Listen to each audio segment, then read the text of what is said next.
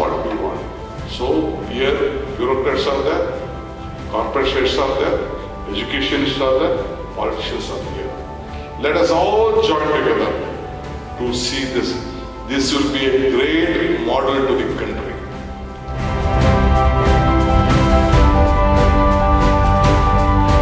So ಗ್ರಾಮೀಣ ಪ್ರದೇಶದಿಂದ ಹಳ್ಳಿ ಜನ ಬೆಂಗಳೂರಿಗೆ ಟೌನ್ಗಳಿಗೆ ಬರೋದನ್ನ ತಪ್ಪಿಸಬೇಕು.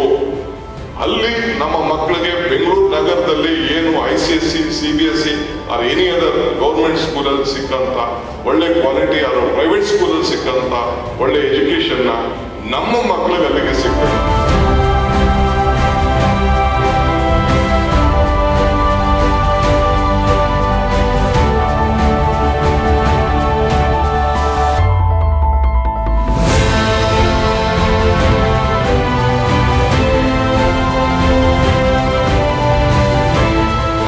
You all to support us. We are there with you. Any other problems, whatever you face in the government, as a Deputy Chief Minister, I am telling you, I am there to settle it. Any issues with the government or any bureaucrats or any common man which you are facing, the government of Karnataka is committed for your whatever problems you have. We will try to settle yours.